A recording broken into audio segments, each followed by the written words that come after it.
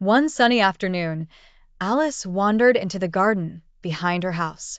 It was a quiet place, with big flowers and a little fountain that made happy splashing sounds.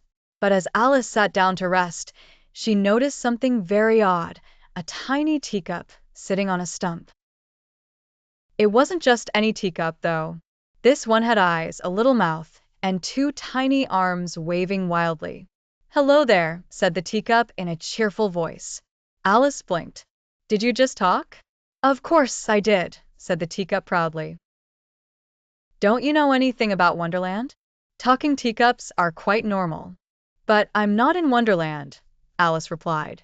"This is my garden." The teacup laughed so hard that it wobbled. "Oh, my dear, you've been in Wonderland the whole time. You just didn't notice." Before Alice could argue, the ground beneath her feet began to tremble. The flowers grew taller, so tall that they turned into trees. The fountain turned into a bubbling river that sang a tune as it flowed. And there, in the middle of the garden, stood a large, striped cat. It smiled at Alice with a grin that almost reached its ears. Alice," said the Cheshire Cat. "Back again, are we?" "I didn't mean to come back," said Alice, looking around nervously. "I was just sitting in my garden." "Gardens are funny that way," purred the cat. "One minute, they're full of roses. The next, they're full of rabbits, queens, and talking teacups." "I don't want any trouble," said Alice quickly. "I'll just go home." The teacup hopped up and down.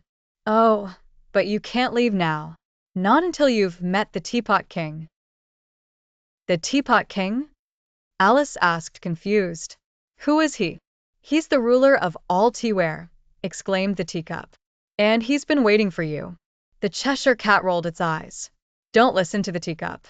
The Teapot King is just a little cracked, like all teapots."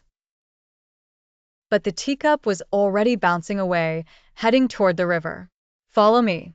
With no better idea, Alice followed the teacup down a winding path. The singing river led them to a clearing where a giant teapot sat on a throne made of sugar cubes.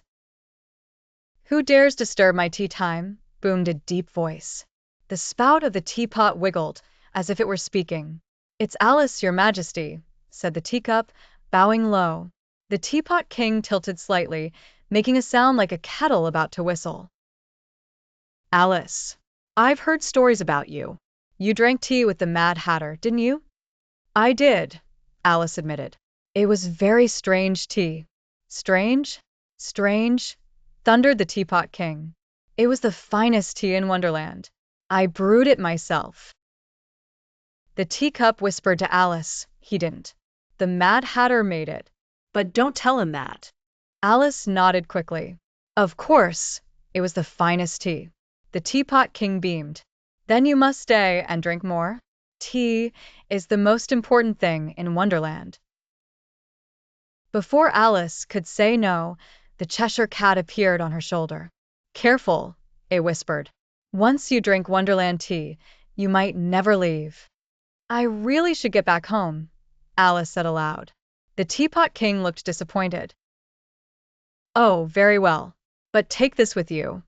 He handed Alice a small, silver teaspoon. "It's a magic spoon. It will remind you that Wonderland is always closer than you think." Alice took the spoon and smiled. "Thank you." The Cheshire Cat's grin floated in the air. "Farewell, Alice. Until next time." And just like that, the garden was quiet again. The flowers were back to their normal size, the fountain splashed softly, and the teacup was nowhere to be seen. But in Alice's hand was the silver spoon, sparkling in the sunlight. Alice smiled. Maybe Wonderland wasn't so far away after all.